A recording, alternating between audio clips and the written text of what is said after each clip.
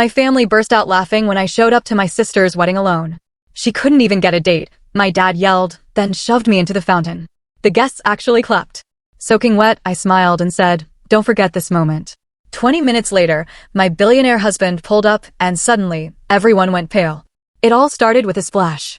A humiliating, public splash. My own father, at my sister's wedding, pushing me into a fountain. Water dripping from my designer dress, mascara running down my face.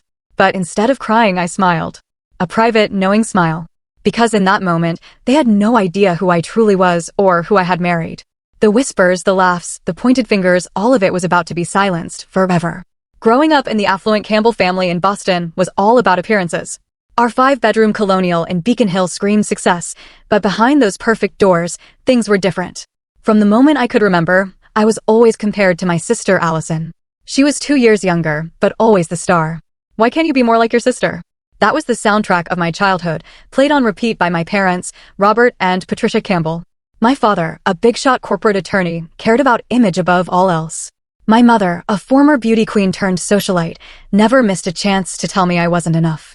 I'd bring home straight A's, and Allison had straight A's plus extracurriculars. I'd win second place in a science competition, and it would be overshadowed by Allison's dance recital. It was relentless. "Meredith, stand up straight. No one will take you seriously with that posture," my mother would snap when I was just 12. "Allison has natural grace," she'd add, proudly placing a hand on my sister's shoulder. "You have to work harder at these things." On my 16th birthday, my father raised a glass. I remember the anticipation, thinking, maybe this time, it's for me.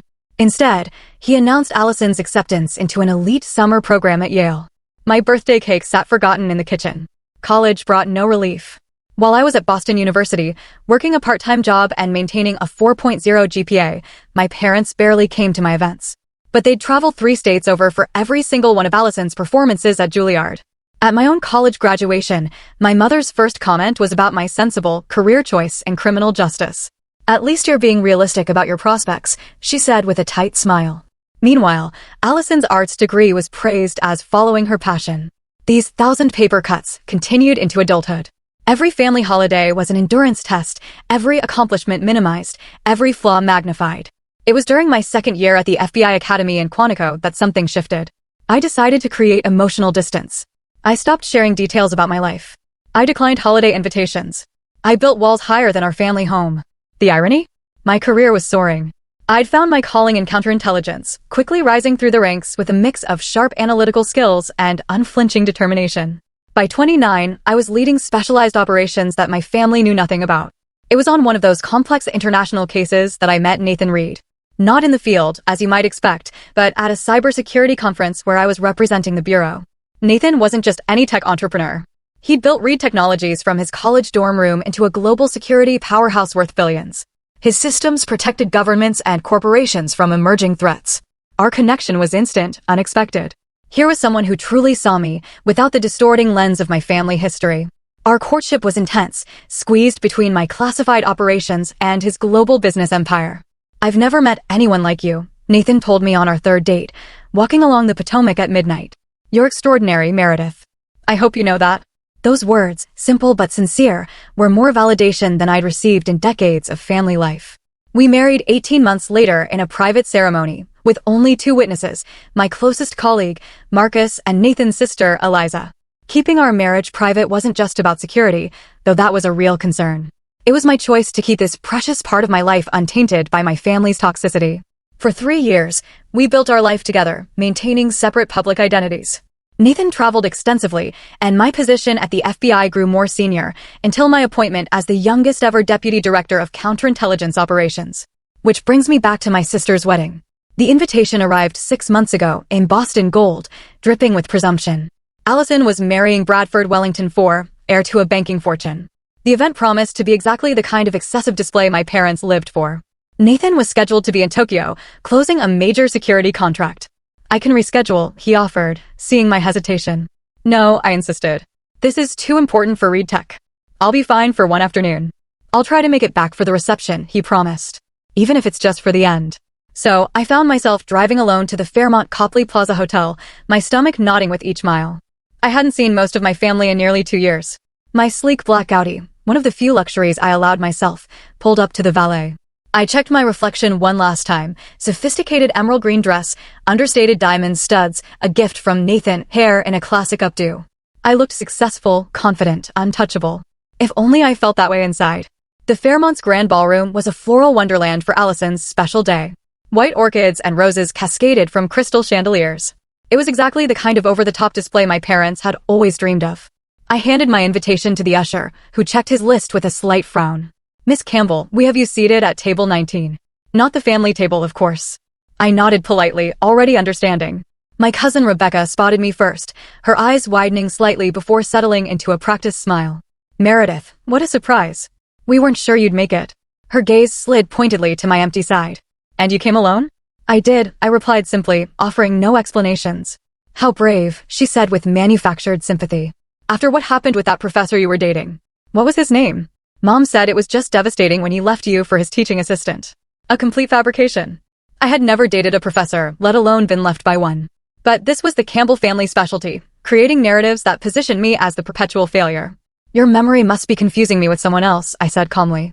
More relatives approached, each interaction the same. Aunt Vivian commented on my practical haircut, how it was sensible for a woman in my position to give up on more stylish options. Uncle Harold asked loudly if I was still pushing papers for the government and if I'd considered a career change, since those jobs never pay enough to attract a decent husband. My cousin Tiffany, Allison's maid of honor, approached with air kisses that deliberately missed my cheeks. "Meredith, God, it's been ages. Love the dress. Is it from that discount retailer you always were so good at finding deals at?" She didn't wait for an answer. "Allison was just saying she wasn't sure you'd come. You know, since you missed the bridal shower and the bachelorette weekend and the rehearsal dinner." Each event had conflicted with critical operations I couldn't disclose. I had sent generous gifts with heartfelt notes. "Work commitments," I said simply. "Right, your mysterious government job." She made air quotes around mysterious. "Bradford's cousin works for the State Department. He says those administrative roles can be so demanding." I just smiled. Let them believe I was a clerical worker. The truth would have shocked them into silence, but that revelation wasn't mine to share yet. My mother appeared, resplendent in a pale blue designer gown that probably cost more than a month of my substantial salary. "Meredith, you made it." Her tone suggested I'd completed an arduous journey, rather than a simple drive across Boston. "Your sister was concerned you wouldn't come again." "I wouldn't miss Allison's wedding," I said. Her eyes performed a rapid inventory of my appearance, looking for flaws. Finding none obvious, she settled for, "That color washes you out. You should have consulted me before purchasing something so bold." Before I could respond, a commotion at the entrance signaled the arrival of the bridal party. Allison made her entrance to the reception, now officially Mrs. Wellington, on the arm of her banker husband. She was undeniably stunning in a custom Vera Wang gown with a cathedral train. My father beamed with pride, looking at Allison as if she were the sun and moon combined. I couldn't remember him ever looking at me that way. The maitre d' directed me to table 19, positioned so far from the main family table that I nearly needed binoculars to see it. I was seated with distant cousins, my mother's former college roommate, and several elderly relatives who couldn't quite place who I was. "Are you one of the Wellington girls?" asked a hard-of-hearing great-aunt, squinting at me through thick glasses. "No, I'm Robert and Patricia's daughter," I explained. "Allison's sister." "Oh," her face registered surprise. "I didn't know there was another daughter." That stung more than it should have, even after all these years. Dinner proceeded with elaborate courses and flowing champagne. From my distant vantage point, I watched my family holding court at the center table, laughing and celebrating without a glance in my direction. The traditional family photos had been taken earlier, without me. I'd arrived precisely on time, only to be told by the photographer that they'd moved the schedule up. During the maid of honor speech, Tiffany spoke movingly about growing up with Allison, who was like the sister I never had, pointedly ignoring my existence. The best man joked about Bradford joining the Campbell family dynasty and how he was trading up by marrying the Campbell golden child. I maintained my composure through it all, sipping water to stay clear-headed. I needed my wits about me. Nathan had texted an hour ago, landing soon. Traffic from airport heavy. ETA 45 minutes. When the dancing began, I tried to join a circle of cousins, only to have them subtly close ranks, leaving me on the outside. I retreated to a quiet corner, checking my watch. Nathan would be here soon. Just a little longer. My mother approached, champagne flute in hand. "You could at least try to look like you're enjoying yourself," she hissed. "Your perpetual sulking is becoming a topic of conversation." "I'm not sulking, Mother. I'm simply observing." "Well, observe with a smile. The Wellingtons are important people. And your sister has made an exceptional match. Don't embarrass us." As if I were the embarrassment in this scenario. The least you could have done was bring a date, she continued. Everyone is asking why you're here alone. Again, I didn't bother explaining that my husband was worth more than the entire Wellington family fortune combined. That revelation would come soon enough. The reception was in full swing when my father tapped his crystal glass for attention. The crowd quieted as he took center stage beside an elaborate ice sculpture. Today, he began, his voice carrying with the practiced projection of a seasoned attorney, is the proudest day of my life. My beautiful Allison has made a match that exceeds even a father's highest hopes. A smattering of appreciative laughter followed. Bradford, he continued, turning to my new brother-in-law, you're gaining not just a wife, but entrance into a family built on excellence and achievement. He raised his glass higher.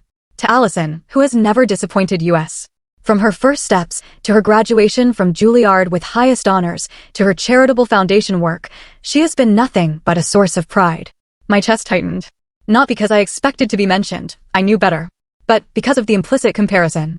Allison had never disappointed them. The unspoken conclusion was obvious. As he continued extolling Allison's virtues, I quietly slipped away toward the terrace doors. I needed air, space, a moment to regroup before Nathan arrived. The evening sun was setting over the hotel's famous courtyard fountain, casting golden light across the rippling water. I had nearly reached the sanctuary of the terrace when my father's voice boomed from behind me. Leaving so soon, Meredith? I turned slowly. He stood 10 feet away, microphone still in hand. The entire reception was looking in our direction. My mother and Allison flanked him, identical expressions of disapproval on their perfect faces. Just getting some air, I replied, keeping my voice steady. Running away, more like it, he said, and the microphone amplified his words to the entire room. Classic Meredith. Disappearing when family obligations become inconvenient. A flush of heat crawled up my neck. That's not true, isn't it? His voice had taken on the cross-examination tone I remembered from childhood. You've missed half the wedding events. You arrived alone, without even the courtesy of bringing a +1. The room had fallen completely silent. I'm sorry if my attendance alone offended you, I said carefully. She couldn't even find a date, my father announced to the room, and scattered, nervous laughter followed. 32 years old and not a prospect in sight. Meanwhile, your sister has secured one of Boston's most eligible bachelors. The laughter grew louder, encouraged by his showmanship. Dad, I said quietly. This isn't the time or place. It's exactly the time and place, he retorted, advancing toward me. This is a celebration of success, of family achievement, something you would know nothing about. Each word was a calculated barb, designed to penetrate years of carefully constructed armor. I glanced at my mother and sister, looking for any sign of intervention. They simply watched, my mother with a tight smile, Allison with barely concealed satisfaction. You think we don't know why you're really alone, why you hide behind that mysterious government job, my father continued. You've always been jealous of your sister's accomplishments. Always the disappointment, always the failure. He was inches from me now, the microphone lowered, but his voice still carrying in the hushed room. Decades of resentment had transformed his face into something almost unrecognizable. Dad, please stop, I whispered, aware of hundreds of eyes on us. Stop what? Telling the truth? The truth that you've never measured up? That you're an embarrassment to the Campbell name. His voice rose with each question. Something inside me snapped. Not toward anger, but toward a strange, calm clarity. You have no idea who I am, I said quietly. I know exactly who you are, he snarled. And then it happened. His hands connected with my shoulders. A forceful shove that caught me completely off guard. I stumbled backward, arms windmilling, but there was nothing to grab onto. For a suspended moment, I felt weightlessness, then the shocking cold as I plunged backward into the courtyard fountain. Water engulfed me. My carefully styled hair collapsed. My silk dress billowed then clung, and my makeup surely ran in rivulets down my face. The physical shock was nothing compared to the realization that my own father had just publicly humiliated me at my sister's wedding. The crowd's reaction came in waves, first shocked gasps, then uncertain titters, finally erupting into full-throated laughter and even scattered applause. Someone wolf whistled. Another voice called out, wet t-shirt contest after the garter toss. More laughter, more applause. I pushed myself up, water streaming from my ruined dress. My heels slipped on the fountain's slick bottom as I found my footing. Through dripping strands of hair, I saw my father's triumphant expression, my mother's hand covering a smile, my sister's undisguised glee. The photographer snapped picture after picture, capturing my humiliation for posterity. This would be in the wedding album, passed around at future family gatherings. Another chapter in the Meredith of failure narrative. But something unexpected happened in that fountain. As the cold water shocked my system, so too did a realization. I was done. Done seeking approval. Done accepting mistreatment. Done hiding who I really was. I stood fully upright in the fountain, water cascading from my designer dress. I pushed back my soaked hair and looked directly at my father. "Remember this moment," I said, my voice carrying across the suddenly quiet courtyard. Not shouting, not emotional, just clear and precise. The smile froze on my father's face. Something in my tone must have registered, because uncertainty flickered in his eyes. "Remember exactly how you treated me," I continued, stepping carefully toward the fountain's edge.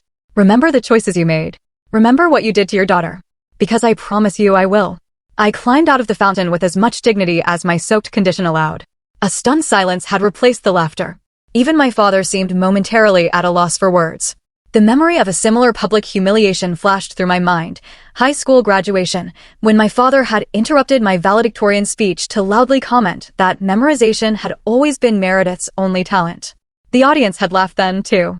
I had shrunk into myself, becoming smaller. Not this time. I walked through the crowd, water dripping with each step, creating a trail across the expensive carpet. No one stopped me. No one offered help. No one spoke. And strangely, I was okay with that. For the first time in my life, I didn't need anything from these people. The ladies' room of the Fairmont was blessedly empty. When I pushed through the door, I caught sight of myself in the gold-framed mirror, mascara streaked, hair plastered to my skull, the emerald dress now a darker forest green, saturated with water. And yet, I didn't feel defeated. I felt oddly liberated. My phone had been in my clutch, which thankfully I'd left at table 19 before the fountain incident. I retrieved it from a concerned-looking distant cousin who'd guarded it for me, then returned to the bathroom to text Nathan. "How close are you?" His response came immediately, 20 minutes out. "Traffic clearing. Everything okay?" I hesitated before typing. Dad pushed me into the fountain in front of everyone. 3 dots appeared instantly. Disappeared. Reappeared. Finally, "I'm coming. 10 minutes. Security team already at perimeter." I hadn't known he'd sent a security team ahead. That was Nathan. Always thinking 10 steps ahead. Always protecting what mattered to him. And somehow, incredibly, I mattered to him. The bathroom door swung open and a young woman entered. One of Bradford's cousins, I thought. She stopped short when she saw me. "Oh, are you okay?" "I'm fine," I replied, straightening my spine. "Just a little wet." She hovered uncertainly. "Everyone's talking about what happened. It was really awful of your dad." Her unexpected kindness nearly broke my composure. "Thank you for saying that. I have a spare dress in my car," she offered. "It might be a little big, but that's incredibly kind, but I have a change of clothes in my car. A professional habit. Always have backup options. Could you walk with me to the valet? I'd rather not wade through the crowd alone." "Of course," she said. "I'm Emma, by the way. Bradford's step-cousin from his mom's second marriage. Basically, the Wellington family outlier." "Meredith," I replied, offering my dripping hand. "Campbell family scapegoat. Pleasure to meet you." She laughed, and somehow that small moment of connection steadied me. Emma ran interference as we made our way through a side exit to the valet stand. I retrieved my backup outfit from the Audi's trunk, a simple black sheath dress and flats I kept for emergencies. 10 minutes in a nearby restroom, and I'd managed to transform myself from drowned rat to reasonably presentable professional. As I applied fresh makeup, I thought about my life. My real life, not the distorted version my family perceived. I had graduated top of my class at Quantico. I had led operations that saved American lives. I had earned the respect of hardened field agents and Washington officials alike. I had married a brilliant, kind man who valued me exactly as I was. None of that validation had come from the people currently celebrating in the ballroom. And maybe that was the point. Maybe true worth is only found outside the funhouse mirrors of toxic family dynamics. I checked my watch. Nathan would arrive any minute. For the first time, I was ready to stop hiding our relationship. Not because I needed my family to be impressed that ship had sailed into the fountain with me, but because I was tired of diminishing myself to make them comfortable. My phone vibrated with a text from Nathan, in position. I took a deep breath, smoothed my replacement dress, and walked back toward the reception with my head high and shoulders back. Emma had returned to her table, but she gave me an encouraging thumbs up as I passed. The festivities had resumed in my absence. The dance floor was crowded, the bar busy, the cake waiting to be cut. No one noticed me immediately, which allowed me to position myself strategically near the main entrance. I spotted my mother first, holding court with several of her socialite friends, gesturing animatedly. As I drew closer, her words became clear, always been difficult. "We've tried everything with her. Absolutely everything. The best schools, the best therapists. Some people simply refuse to thrive. Such a shame," agreed one of her friends. "Especially with Allison being so successful. Same parents, same opportunities. Genetics are mysterious." My mother sighed. Theatrically. Robert and I have accepted that Meredith will never, she trailed off as she noticed me standing there, clearly not still hiding in the bathroom, as she'd assumed. Meredith, she recovered quickly. You look dry. Yes, mother. I always keep a spare outfit handy. One of many professional habits. Her friends murmured uncomfortable greetings before finding urgent reasons to refresh their drinks. Was humiliating me part of the wedding itinerary, or did Dad improvise that part? I asked quietly. Don't be dramatic, she hissed. You were trying to slink away as usual. Your father simply lost patience with your antisocial behavior. Pushing your adult daughter into a fountain is not a normal response to perceived antisocial behavior. Perhaps if you had brought a date, made any effort at all to participate in your sister's happiness instead of making everything about your mysterious job and your perpetually busy schedule, things would have gone differently. I studied my mother's face, searching for any sign of the protective instinct that should have been there. There was nothing but annoyance that I had disrupted her narrative. You know what's interesting, Mother? I've never once made anything about me. In fact, I've spent my entire life trying to take up as little space as possible in this family. And it still wasn't enough. A commotion at the entrance caught everyone's attention. The distinct sound of multiple car doors closing in rapid succession. The appearance of two men in impeccable suits conducting a subtle security sweep. My mother frowned. What's happening? Did the Wellingtons arrange additional security without consulting us? I checked my watch. Right on time, I murmured.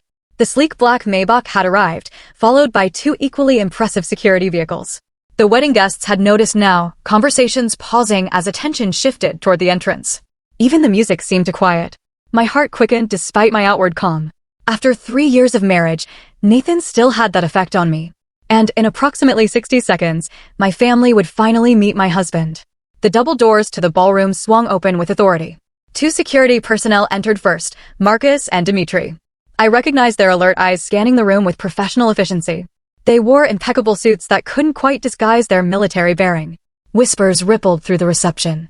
The father of the bride approached the security men with an affronted expression. Excuse me, my father began, puffing up his chest. This is a private event. If you're looking for the corporate conference, it's in the West Wing. Marcus simply looked through him, as if he were transparent. Dimitri touched his earpiece and spoke quietly. Perimeter secure. Proceeding. And then Nathan walked in. My husband had always had a commanding presence, but today he seemed to fill the entire doorway. 6'2", with shoulders broadened by years of swimming. He wore a custom Tom Ford suit that subtly screamed wealth and power. His dark hair was slightly windblown. He'd probably come straight from the helicopter pad on the roof, and his jawline could have cut glass. But it was his eyes that always undid me. Intensely blue and laser-focused, they scanned the room in seconds before landing directly on me. The moment they did, his serious expression softened into the private smile reserved only for me. He moved through the crowd with the confidence of someone who never questioned his right to be anywhere.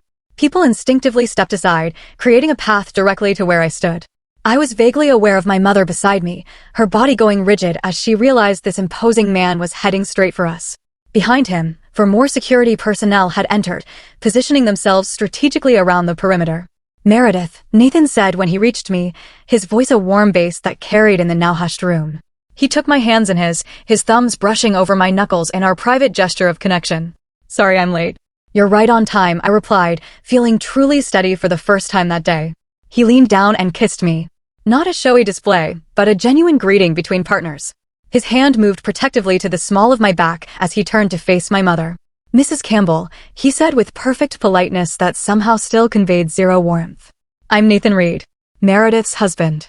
My mother's face went through a spectacular series of expressions, confusion, disbelief, calculation, and finally, a strained attempt at delight.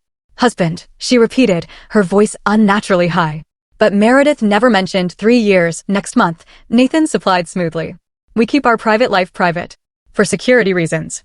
My father had pushed his way through the onlookers and arrived at my mother's side, his face flushed with either anger or embarrassment, possibly both. What's the meaning of this? He demanded, looking from me to Nathan. Some kind of prank? Hiring security and an actor to create a scene at your sister's wedding is a new low, Meredith. Nathan's expression hardened, almost imperceptibly. Only someone who knew him as well as I did would notice the dangerous glint in his eyes.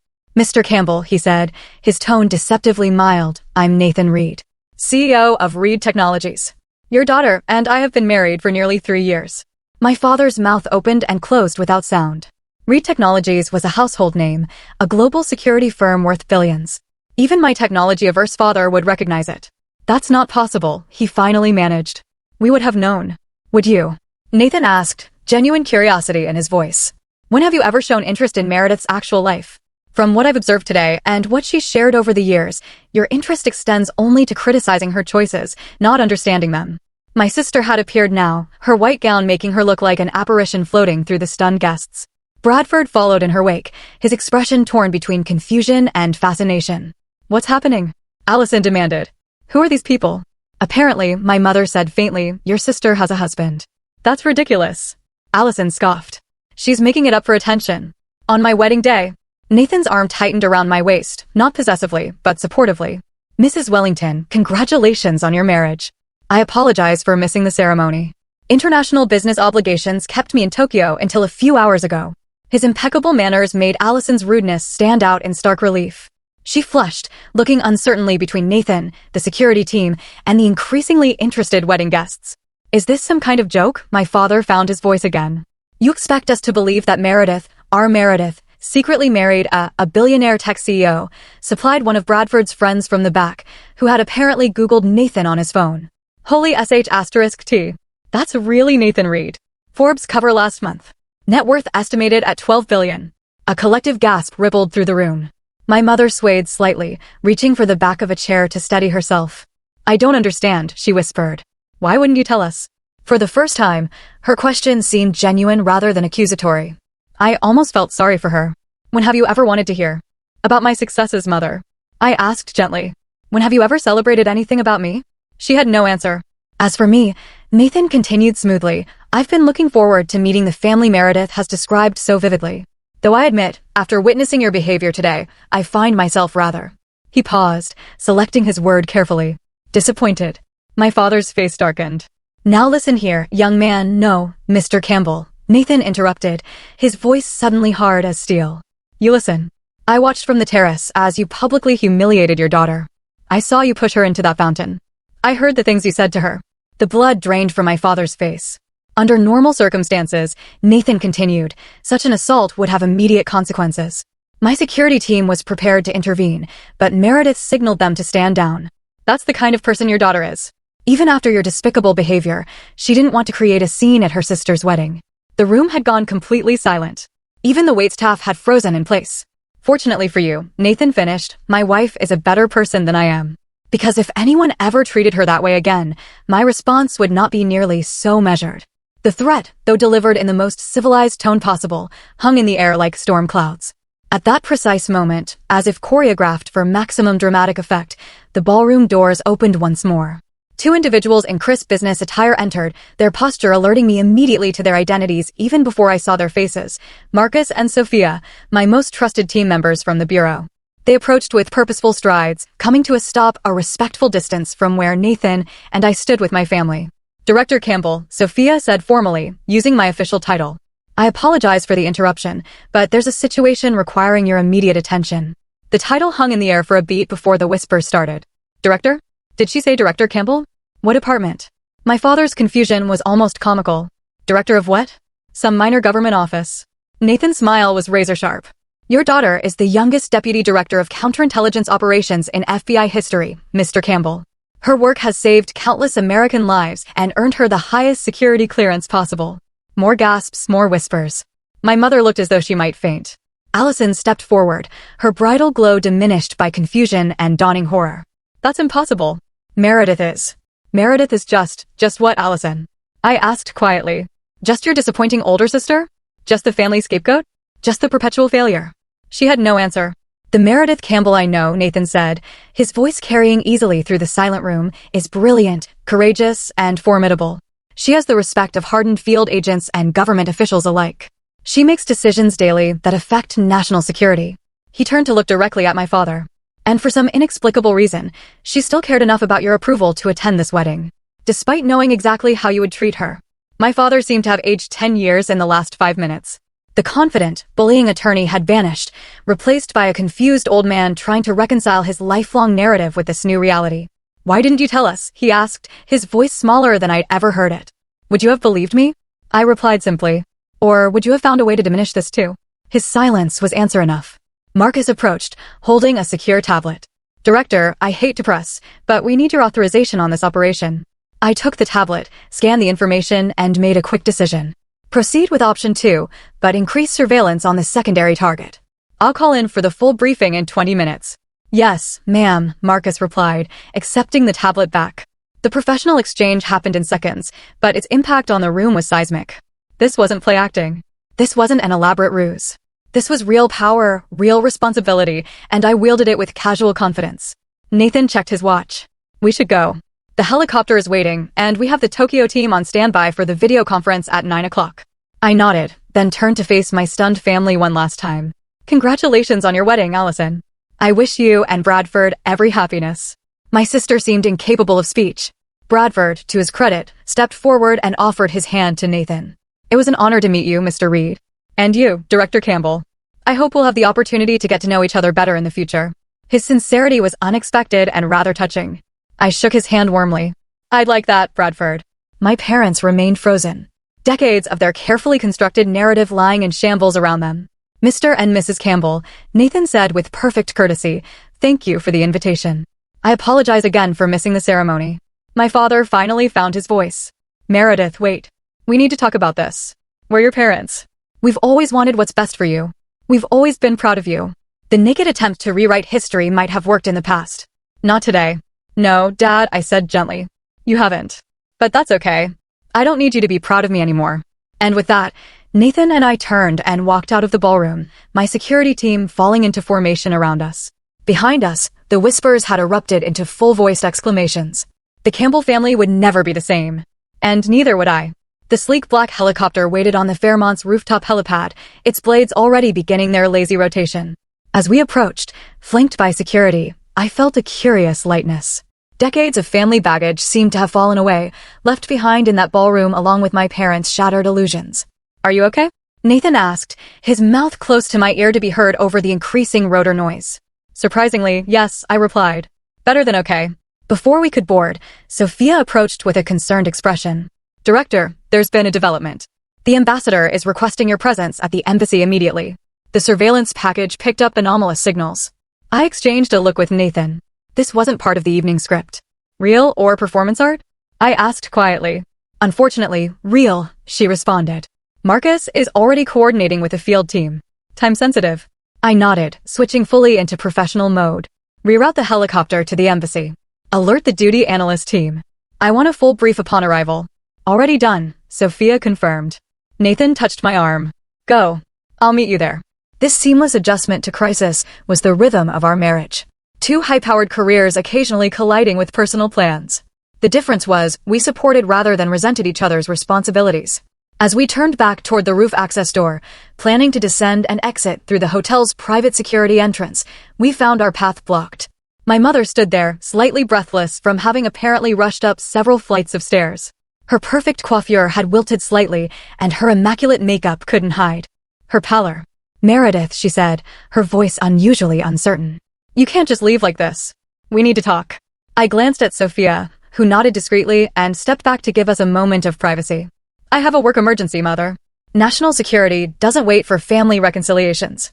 National security, she repeated, as if tasting the words for the first time. You really are what they said? A director at the FBI. Deputy Director of Counterintelligence Operations, I confirmed. For the past 18 months. Before that, I was Assistant Director for 3 years. She seemed to be struggling to integrate this information with her long-held image of me. But why the secrecy? Why not tell us? We would have been proud. I finished for her. Would you? Or would you have found a way to minimize it? Compare it unfavorably to Allison's achievements? Suggest I got the position through connections rather than merit. Her flinch told me I'd hit the mark. And the marriage, she pressed. 3 years, he said. 3 years. And you never thought to mention you had married one of the wealthiest men in the country. I noticed her emphasis on Nathan's wealth rather than any of his other remarkable qualities. Even now, status was her primary concern. Our marriage is private for multiple reasons, I explained patiently. Nathan's position makes him a potential target. My position involves classified work. And frankly, I wanted something in my life that wasn't subject to the Campbell family critique. The helicopter pilot signaled that we needed to depart. Time was running short. I have to go, I said. There's a legitimate national security situation developing. Will you come back? She asked. And for the first time in my adult life, I heard genuine uncertainty in her voice. To talk? To let us get to know you? The question surprised me. I studied her face, looking for the manipulative mother I'd known all my life. Instead, I saw confusion, hurt, and perhaps a dawning realization of all she'd missed. I don't know, I answered honestly. That depends on whether you're interested in knowing the real me, or just the successful version that now meets with your approval. She had no immediate response to that. Think about it, I suggested. Really think about whether you want a relationship based on who I actually am, rather than who you always wished I would be. I turned to go, but her voice stopped me once more. Your father would never admit it, she said quietly. But he was wrong today. What he did was unforgivable. It wasn't quite an apology, but it was more acknowledgement than I'd ever received. Thank you for saying that, I replied. I need to go. As Nathan and I boarded the helicopter, I glanced back to see my mother still standing there, a diminished figure against the vastness of the Boston skyline. For the first time, I saw her not as the intimidating matriarch of my childhood, but as a woman who had constructed her entire identity around appearances and social standing, and who was now facing the collapse of her carefully maintained illusions. I felt an unexpected pang of something like compassion. The embassy situation turned out to be legitimate, but manageable, encrypted communications suggesting a potential security breach that my team efficiently contained within 2 hours. By 11 p.m., Nathan and I were finally alone in our penthouse overlooking the Charles River. Some wedding, he remarked, loosening his tie as we stood on the terrace. The city lights reflected off the water, creating a tapestry of glimmering patterns. Not quite how I planned to introduce you to the family, I admitted, slipping off my shoes. I thought it went rather well, actually, he said with a slight smile. The look on your father's face when Marcus called you director was worth the price of admission. I laughed to spite myself. That was rather satisfying. Your mother followed you to the roof, he noted. That seems significant. I'm not sure what it means yet, I said. Honestly, 32 years of patterns don't change in an afternoon. No, he agreed. But revelations can sometimes create openings for change. He pulled me gently into his arms. Whatever you decide about your family, I'm with you. If you want to explore reconciliation, I'll support that. If you want to maintain distance, I'll support that too. This was what real love felt like. Not the conditional approval I'd sought from my family for decades, but unconditional support regardless of my choices. Did you see Bradford's face when he realized who you were? I asked, changing the subject. I think he was mentally calculating how to get you to invest in his hedge fund. Nathan laughed. He seemed like the only decent one in the bunch. Recognized your title immediately and showed appropriate respect. I noticed that too, I admitted. Maybe Allison made a better choice than I gave her credit for. My phone buzzed with an incoming text. I expected it to be work-related, but instead saw my cousin Emma's name. OMG, the family is in complete meltdown after you left. Your dad keeps saying there must be a mistake. Your mom is weirdly quiet. Allison has locked herself in the bridal suite. Also, I googled your husband and holy crap. Also, I'm sorry they treated you like garbage all these years. Drink sometime? Signed, your new favorite cousin. I showed the message to Nathan, who raised an eyebrow. New favorite cousin? She was kind to me after the fountain incident, I explained. Before you arrived. Offered me a spare dress. Helped me avoid the crowd. Small kindness, but it stood out. Sometimes allies come from unexpected places, he observed. Over the next hour, my phone lit up with messages from family members who had never bothered to call me before. Distant relatives suddenly remembered my birthday. Second cousins inquired about lunch dates. My father sent a stiffly formal text stating that we should discuss recent developments at your earliest convenience. I silenced the phone and set it aside. Those responses could wait. They're not reaching out to me, I told Nathan as we prepared for bed. They're reaching out to Director Campbell, wife of billionaire Nathan Reed, not to the person I actually am. Does that surprise you? He asked gently. No, I admitted, but it does clarify things. As I drifted towards sleep in the safety of our home, I realized that the day's events hadn't given me a family. I'd had one all along. Nathan, my trusted team at the bureau, friends who valued me for myself, the family I'd chosen rather than the one I was born into. And that, I was discovering, made all the difference. 3 weeks after my sister's wedding, Nathan and I sat in our favorite corner of Thinking Cup Cafe on Newberry Street. Despite our combined net worth and status, we enjoyed these small moments of normalcy, good coffee, quiet conversation, and people watching in a place where we weren't immediately recognized. Your mother called again yesterday, Nathan mentioned, stirring his Americano. That's the 3rd time this week. I nodded, watching pedestrians hurry past the window. The Boston fall had painted the trees along Commonwealth Avenue in brilliant reds and golds. She left another voicemail. Invited us to Sunday dinner. Are you considering it? His tone was neutral, offering neither encouragement nor discouragement. I'm not sure, I admitted. Part of me thinks it's careful distance, still processing her displacement from the family spotlight. But there were moments, brief, tentative moments, of something like genuine connection. My father asked thoughtful questions about a recent cybersecurity initiative Nathan's company had implemented for government agencies. My mother produced a box of my childhood achievements she'd apparently kept all these years: debate trophies, academic awards, science competition medals, evidence that perhaps she'd noticed more than she'd acknowledged. Most surprising was Allison's request to speak privately after dinner. In the garden where we'd played as children, my sister struggled visibly with words that didn't come easily to her. "I didn't know," she said finally, "about your job, your husband, your life." "You never asked," I pointed out, not unkindly. "I know." She twisted her wedding ring nervously. I think I liked being the favorite. It was easier not to question it. Her honesty was unexpected. "Bradford says I need to examine why I felt threatened by your success," she continued. "Even before I knew about all this."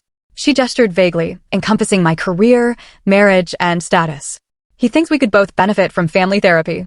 I studied my sister, really looked at her, perhaps for the first time in years. Behind the perfect exterior, I glimpsed uncertainty, insecurity, even. The golden child role came with its own burdens, its own impossible expectations. "I'd consider that," I said carefully. "Not immediately, but eventually." It wasn't forgiveness, exactly, but it was an opening. A small crack in the fortress walls I'd built around my heart where family was concerned. The months that followed brought slow, imperfect progress. Weekly family dinners gradually became less strained. My parents learned to respect the boundaries I established. My father attended anger management therapy, reluctantly at first, then with growing self-awareness. My mother and I began tentative mother-daughter outings that sometimes ended in tension, sometimes in genuine laughter. Healing wasn't linear. There were setbacks, moments when old patterns reasserted themselves, when my father's temper flared or my mother's criticism surfaced. But there was also accountability that had never existed before. A willingness to acknowledge harm and attempt repair. The most profound change, however, wasn't in my family, but in myself. I no longer measured my worth by their approval. I no longer diminished my achievements to make others comfortable. I no longer accepted disrespect as the price of belonging. 1 year after the infamous wedding, Nathan and I hosted a gathering at our home. Not just immediate family, but the people who had formed my support system throughout the years, my FBI colleagues, Nathan's sister and her family, friends who had stood by me, Emma and her new boyfriend, even a few extended family members who had reached out with genuine interest and connection. As I looked around at this diverse group, this chosen family interspersed with biological relations, I realized something profound. Family isn't just about shared DNA. It's about who shows up, who sees you clearly and loves you anyway, who celebrates your successes without jealousy and supports you through failures without judgment. Sometimes those people share your bloodline. Often, they don't. The magic happens when you stop forcing connections where they don't naturally exist, and instead nurture the ones that bring mutual joy and growth. Standing in our kitchen, preparing to bring out dessert, I felt Nathan's arms encircle me from behind. "Happy?" he asked simply. I leaned into his embrace, watching through the doorway as my father engaged in animated conversation with Marcus about fishing techniques, while my mother showed Emma photos on her phone. And Allison's musical laugh rang out at something Bradford had said. Not perfect, still complicated, but real in a way it had never been before. "Yes," I answered truthfully. "I am." If you're watching this and have struggled with toxic family dynamics, I want you to know that your worth isn't determined by those who failed to see it. Building boundaries isn't selfish, it's necessary for healing. And sometimes, the most loving thing you can do for yourself is to create distance until genuine change occurs. Have you experienced family relationships healing after setting firm boundaries, or have you found peace by creating your chosen family instead? Share your stories in the comments below. Your experience might be exactly what another viewer needs to hear today. Don't forget to like and subscribe if this resonated with you. And thank you for being part of this supportive community where we can share our journeys of healing and growth together.